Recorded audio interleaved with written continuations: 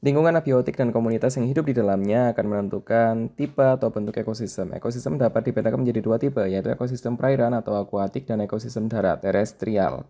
Ekosistem perairan atau akuatik adalah ekosistem yang komponen abiotiknya sebagian besar terdiri dari air. Berdasarkan komponen abiotiknya dapat dipisahkan menjadi dua, yaitu ekosistem laut dan ekosistem air tawar. Ekosistem laut yang meliputi lautan dan samudera merupakan rumah bagi beragam kehidupan, termasuk ikan, mamalia laut seperti lumba-lumba dan paus, serta makhluk mikroskopik seperti plankton. Vegetasi di ekosistem laut mencakup alga, ganggang, dan terumbu karang yang memberikan perlindungan dan sumber makanan bagi berbagai spesies. Ekosistem air tawar seperti sungai dan danau menopang berbagai bentuk kehidupan seperti ikan air tawar, amfibi seperti katak, dan invertebrata seperti udang air tawar. Vegetasi di sepanjang sungai dan danau seringkali terdiri dari tanaman air seperti eceng gondok dan rumput air, yang penting untuk menyediakan habitat bagi kehidupan air tawar. Berdasarkan komponen biotiknya, ekosistem air dapat dibagi menjadi beberapa kelompok, yaitu sebagai berikut. Plankton terdiri dari fitoplankton dan zooplankton. Organisme ini dapat bergerak dan berpindah tempat secara pasif karena pengaruh arus air, misalnya ganggang, unicellular, dan protozoa. Nekton merupakan organisme yang bergerak aktif, berenang, misalnya ikan dan katak. Neoston merupakan organisme yang mengapung di permukaan air, misalnya serangga air, teratai, eceng gondok, dan ganggang. Bentos merupakan organisme yang berada di dasar perairan, misalnya udang, kepiting, cacing, dan ganggang. Perifiton merupakan organisme yang melekat pada organisme lain, misalnya ganggang dan siput. Ekosistem darat meliputi area yang sangat luas, disebut bioma. Tipe bioma sangat dipengaruhi oleh iklim, sedangkan iklim dipengaruhi oleh letak geografis garis lintang dan ketinggian tempat di permukaan laut.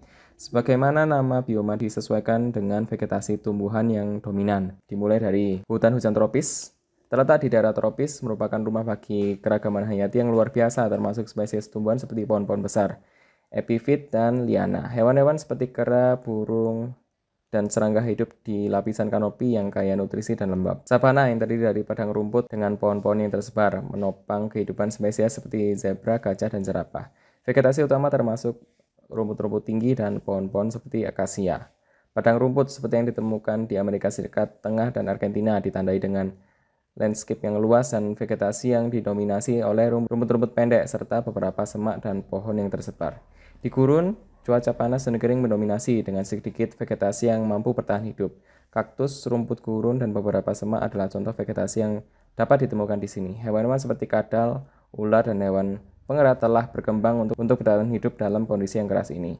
Hutan gugur yang terletak di daerah beriklim sedang ditandai dengan musim yang jelas dan keragaman tumbuhan seperti pohon-pohon daun lebar seperti maple.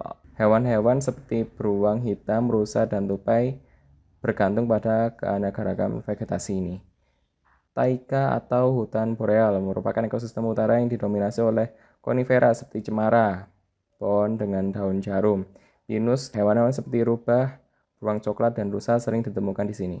Tundra yang terletak di daerah polar memiliki musim dingin yang panjang dan cuaca yang keras dengan vegetasi yang terbatas seperti lumut, lichen, dan beberapa semak rendah. Hewan-hewan seperti lemming, rusa kutub, dan burung-burung migran bertahan hidup di lingkungan yang keras ini.